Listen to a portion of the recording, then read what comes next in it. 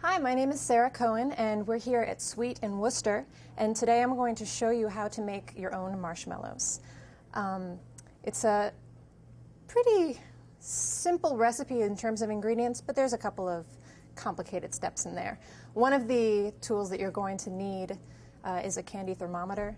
Just make sure you have that, and a stand mixer. And so what we're going to do is we're going to start off by getting in our saucepan here with the candy thermometer attached, 1 cup of light corn syrup, 1.5 cups of granulated sugar, and 1/2 cup of water.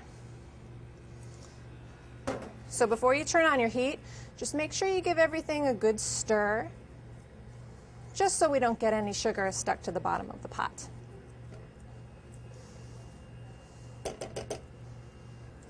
This is going to go on high heat. And so the reason we have the candy thermometer is so we can get a very specific temperature. We're going to be bringing this mixture up to softball stage, or 240 degrees. And that should take between 5 and 7 minutes to get there on high heat. And so once it gets to where we need it to be, we'll go to the next step. While you're waiting for your sugar syrup to come to 240 degrees, you want to get your gelatin softening. Now, some marshmallow recipes, all marshmallow recipes have gelatin in them. Some of them have egg white in them, but this recipe is so simple. It doesn't have any egg white. You get a very light and fluffy product, and you don't have to worry about keeping your marshmallows out at room temperature because they'll hold very well. So right into the KitchenAid bowl, this will save you a bowl to clean. You're going to put 1/2 cup of cold water, and then granulated gelatin. You're going to sprinkle that right on top. This is called softening or blooming your gelatin. And you don't need to stir it or anything. The gelatin is just going to absorb all of that water, and it's going to get soft, and then it'll be ready to add your sugar syrup. So this can go right onto the mixer.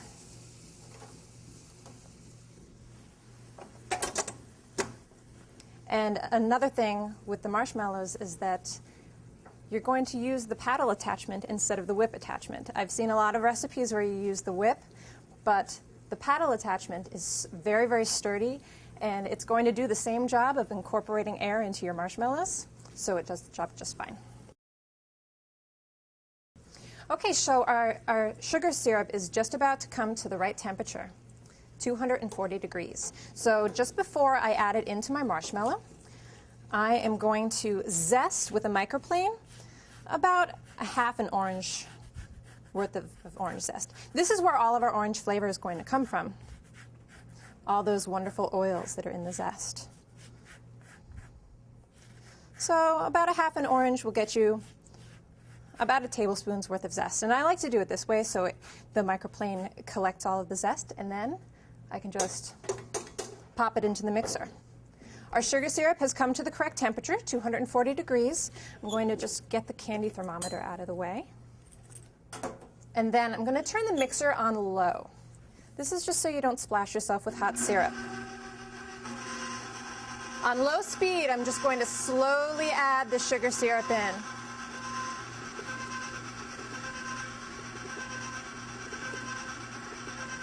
And now that the syrup's in, I'm going to turn the mixer up to a higher speed. And what it's going to do is the gelatin's going to start to set, and the mixing is going to aerate the gelatin, and it's going to turn it light and fluffy.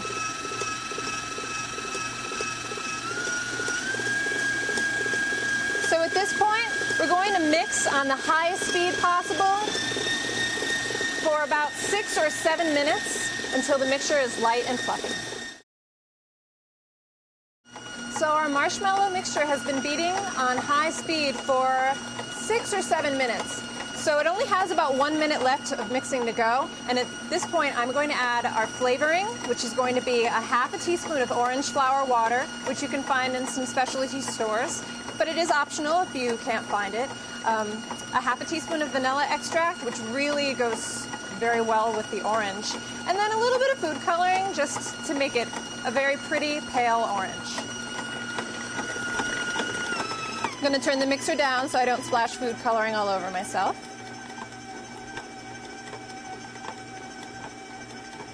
And then turn it up again just to get it all mixed.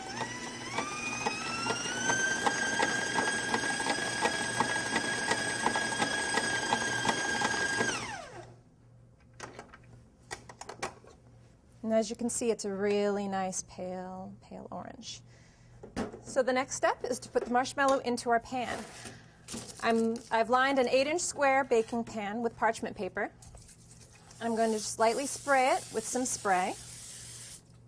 And then I have a mixture here that's a combination of half powdered sugar and half cornstarch. It's just going to keep the marshmallow from sticking. Powdered sugar also has a little bit of cornstarch in it already, but the extra cornstarch is just going to help. If you don't have parchment paper, you can also use aluminum foil.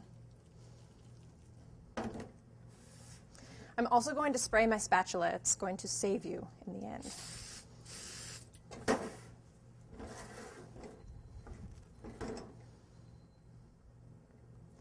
So I'm going to wipe off the beater and try and get all the marshmallow I can. It's a very sticky process, and you may end up with marshmallow all over yourself, but that's okay. I think it's totally worth it. Just going to give the spatula one more spray. And then this pours right into the pan.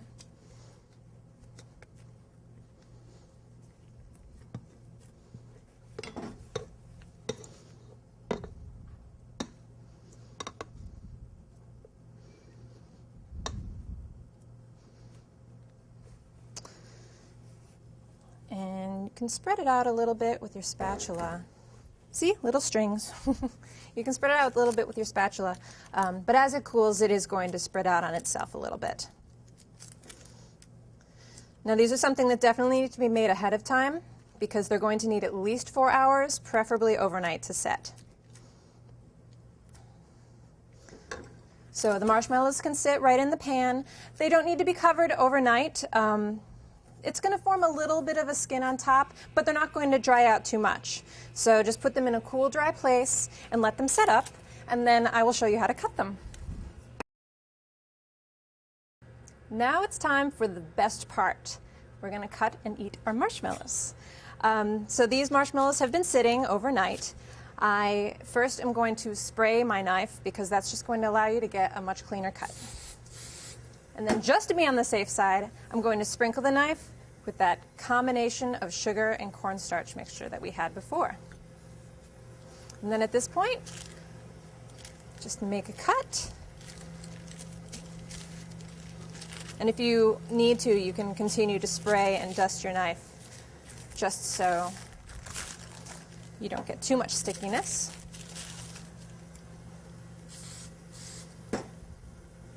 And then you can just cut them into any size pieces that you want.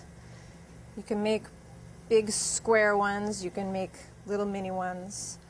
Marshmallow, in addition to be setting up in a pan, you can also pipe them out into logs and then cut them up that way. So after you have your marshmallows cut, the easiest way to coat them so that they don't stick to each other and so that they hold better is to take the sugar cornstarch mixture and put it in a baggie. Put the marshmallows in, give it a little shake, and at this point they're ready to eat. And you can store them in an airtight container at room temperature. They'll hold for up to a month. They're fantastic, and I think I'm actually going to enjoy them right now.